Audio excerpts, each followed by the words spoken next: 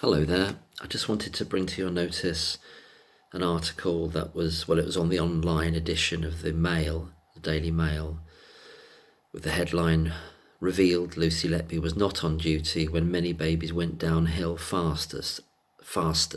A new audit finds." I think the print edition is in the Sunday Mail today. The essence of the story has also been taken up by the main regional newspapers in Birmingham and in Manchester, and I believe in the Mirror as well. And the writer of this article is Glenn Owen. I'll put the link below, but just to say the story that this is based around, or the information from this audit, is obviously being taken up at a great pace by a lot of other journalists and a lot of other newspapers. So it's a real step change in momentum in terms of a story like this being produced, and then other newspapers wanting a piece of it, as it were, and wanting to repeat it. I just looked through this one in the Daily Mail a bit. So it's published online yesterday on the 2nd. A new audit of baby deaths at Lucy Letby's hospital has found that many of the most rapid deteriorations took place when she was not on duty, the Mail on Sunday can reveal. I'm going to intersperse a few comments on here. We've got no idea how many rapid deteriorations there were across those 2 years, because they weren't formally registered in any way. They weren't noted in any formal way. We've got a certain amount of them that were collated and collected en route by Stephen Breary in his drawer of doom, as he called it, which he didn't want to share with anybody, didn't want to share with the nursing managers, kept it to himself, like you would do, yeah. Goes on to say here, the mortality data, which has been compiled from multiple sources, including Freedom of Information requests, is understood to show a broader spike in deaths during the period focused on by the police investigation. A broader spike, bolstering Lucy Letby's argument that the fatalities were caused by wider failures of care at the counters of Chester Hospital. That's something I've been saying for many months now, that I think there are at least 19 deaths across those 2 years. So there are 7 deaths that end up as murder charges. So the preponderance of deaths across those 2 years do not end up on the indictment. I think at least 12. There could be more, because from the detail of the Freedom of Information request, we can see that 2 deaths that end up as murder charges are absent from that FOI, and they're not showing at all. And it's quite possible that they've been deliberately miscoded as stillbirths, or missed off completely, and that means that this data is not reliable at all. So how many other stillbirths were in fact early neonatal deaths? I'll go back to reading. A new legal team led by Mark McDonald KC. Somebody told me he was not a KC, but I don't know if that's true. Anyway, he sounds brilliant to me, and I'm really glad he's now representing Lucy Letby, has been instructed to take Lucy Letby's case to the Criminal Cases Review Commission. Sorry, I had to stop there. I keep sneezing today. Where was I? So Mark McDonald is taking the case to the Criminal Cases Review Commission, CCRC for short, which investigates potential miscarriages of justice and can refer, when it can be bothered and can get its arse into gear. It doesn't say that in the article, that's what I'm saying, obviously. We know that from many instances in the past. Can refer cases back to the Court of Appeal for consideration. And then it goes on, just reiterates that Lucy Letby is serving 15 whole life orders. It's terrible injustice. But several respected experts have come forward to express their concern about the reliability of the evidence, as has a small army of ghouls and misfits in Liz Truss's, not Liz Truss, I keep doing that, Liz Hull's estimation.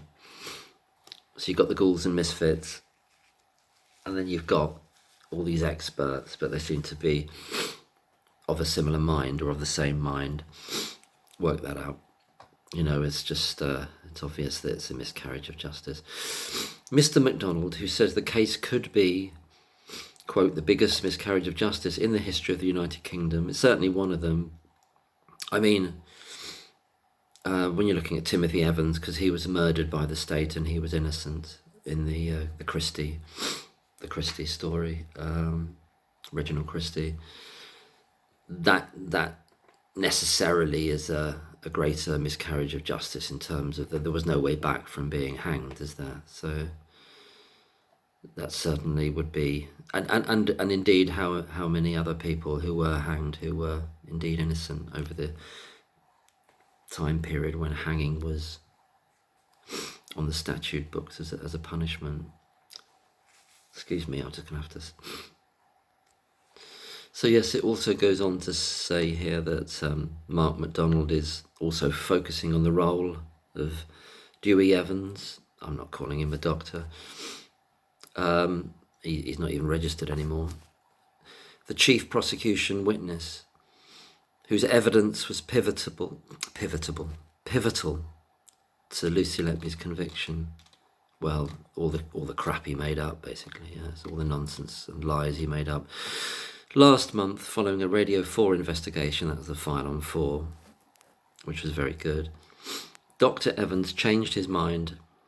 Oh, I said it. Dr. Evans changed his mind about how Ms. Letby is said to have killed one of her victims after it emerged that the nurse was not even at the hospital when the baby died at the time an apparently damning X-ray was taken.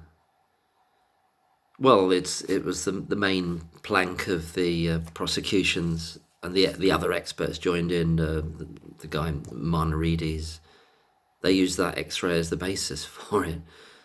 So it's not apparently, it was that they said that was what was damning, and it obviously it wasn't damning because they can just throw it away then and just say, well, there was another method. It's just obscene. Last week, the Mail on Sunday revealed that a judge in a previous case had dismissed Dr. Evans' evidence as worthless. Yeah, that was really important as well, and it was a huge... I don't know if anybody saw the article. It's in very big letters with a quote around it, worthless, and then a picture of Evans. We're getting somewhere here now. We're getting somewhere. They're finally catching up. People like the Daily Mail, We're getting somewhere. Worthless, that's exactly right. That's what a number of us have been saying for a long time now. Well over a year. And further questions have been raised about Dr. Evans after an expert cited by him in the trial disputed Evans's interpretation of his work. Yes, his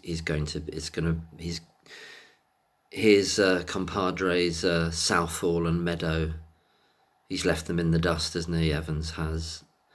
And he's going to be the worst of the lot by a power of 50, to the power of 50. He's going to be the worst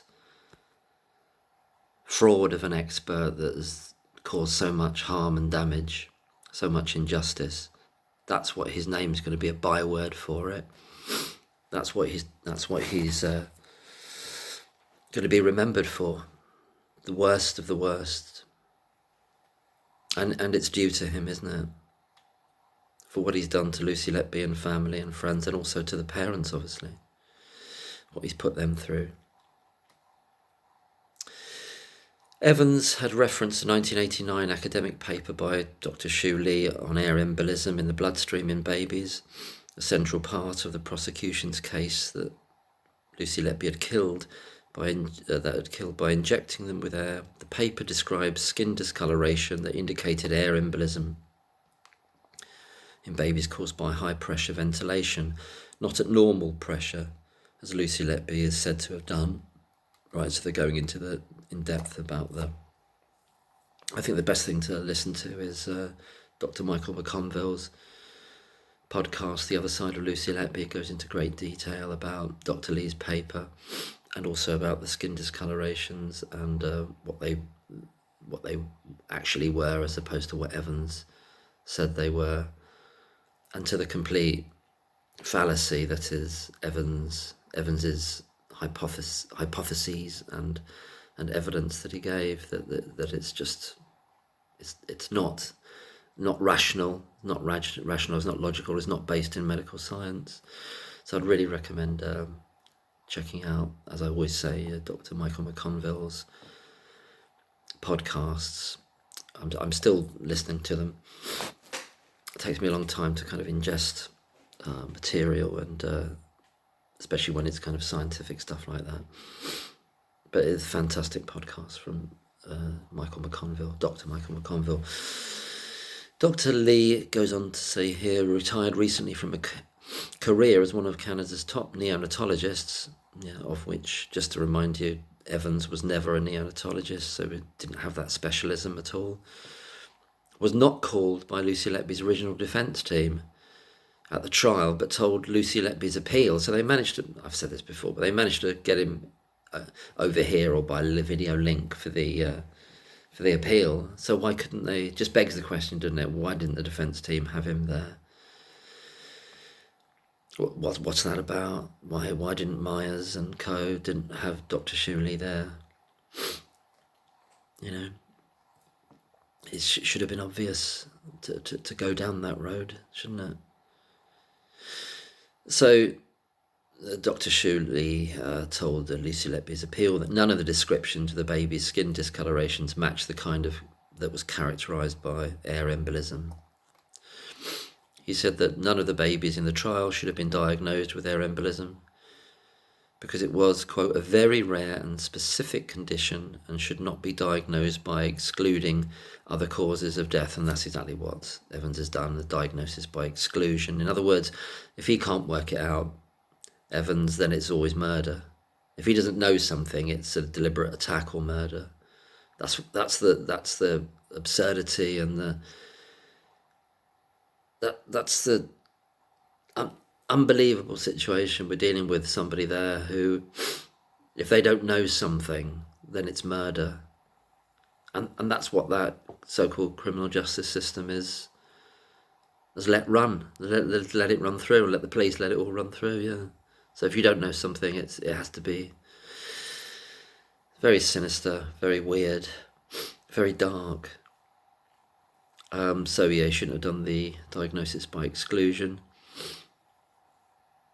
And other causes of death or collapse, and concluding that it must be a case of air embolus because nothing else could be found. Exactly, and that's the fallacy, that's the mistake. It's not a mistake, that's the will to win. Evans crows in a recent interview that he's only lost one case. He shouldn't be thinking about winning and losing cases. He's not the prosecution or the defence. There's supposed to be this not protocols, these standards by which so-called expert witnesses are supposed to simply give their evidence impartially. They're not supposed to be invested in who wins the case. They're meant to give evidence impartially, whether they were appearing for the prosecution or defence. They should give the same evidence. It's not about them pulling it into themselves like they believe he gave himself away there, didn't he? Because he's not meant to be thinking that way. He's not meant to be thinking like he's a fighter and he's just lost one fight out of 40 or 35, however many said. That's not what his role is. But obviously it's how he sees his role. It says here, however, the appeal court judges said his evidence was not admissible because her defence did not call him in the trial. See, that's the obscenity of this ridiculous system run by very immoral people, shall we say. I won't go on rants in this. I can't do the rants anymore so much. I've said it all, as have so many other people. No good reason has been shown why the applicant should now be allowed to adduce evidence which could have been obtained and adduced at the appropriate time. They said, that's so... Well, I'm going to go on another rant. I'll stop it there. You know what I think about the... Okay, we're going on here now in this article. I'll leave the link below. A total of 24 experts in stats, forensic science and neonatology have written to the government pointing out a series of worrying anomalies in the case, including the fact that a number of baby deaths on the unit when Lucy Letby was not present had been excluded from the prosecution's analysis, something her new defence team will seek to remedy with the mortality data. So there's deaths, and there's also this concept of crashes or sudden deteriorations in health, of which we do not know the number because they haven't been recorded. There could be 100 over those 2 years that would have met the same criteria as the ones that Breary cherry-picked and selected in a very targeted way, decided who he wanted off the unit.